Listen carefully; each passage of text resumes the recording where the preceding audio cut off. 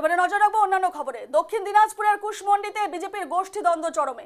প্রার্থী প্রত্যাহার না হলে বিকল্প প্রার্থী দেওয়ার হুঁশিয়ারি।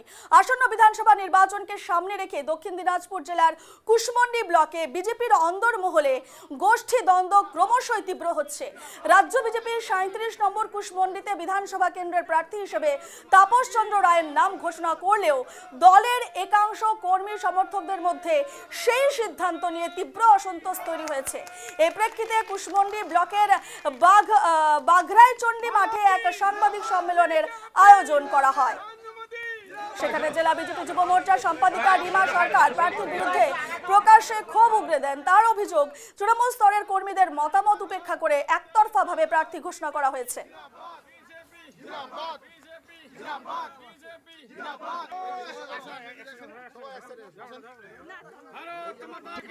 তারা যদি এই তাপস রায়কে সরিয়ে যে কোনো প্রার্থী তারা দেন, তাহলে আমরা মাথা পেতে নেব এবং মোদিজির সঙ্গেই আছি, সঙ্গেই থাকব।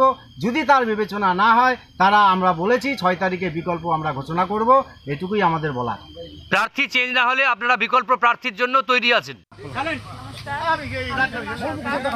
জেলা মহিলা মোর্চা সাধারণ সম্পাদিকা। দেখুন, আজকে যে পরিস্থিতি তৈরি হয়েছে, এই পরিস্থিতির জন্য অ্যাকচুয়ালি আমরা বোধহয় কেউই তৈরি ছিলাম না।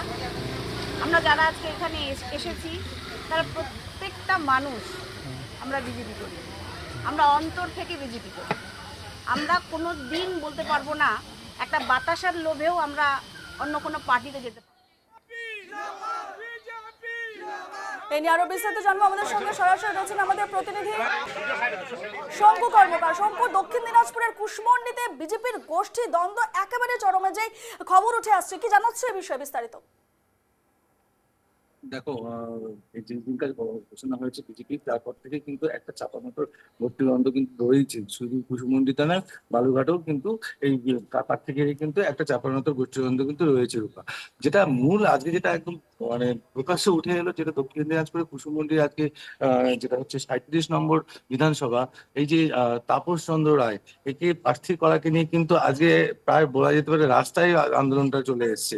আজকে বিজেপি কর্মীদের স্বাক্ষর কালেক্ট করা হয়েছে, স্বাক্ষর সংগ্রহ করে সেটা উপরে পাঠানো হবে বলে যেটা আমরা জানতে পারছি। কারণ আগামী 6 তারিখে তারা কিন্তু বলে দিয়েছে, আগামী 6 তারিখের মধ্যে যদি এই প্রার্থী যদি পরিবর্তন না করা হয়, পরবর্তী কিন্তু বিজেপির কিন্তু প্রার্থী কিন্তু ওই অঞ্চল থেকে কিন্তু সাধারণ যারা মানে দলীয় কর্মীরা আছে তারা কিন্তু দাঁড় করিয়ে দেবে বলে কিন্তু জানা গেছে। রূপা, ধন্যবাদ শঙ্কু।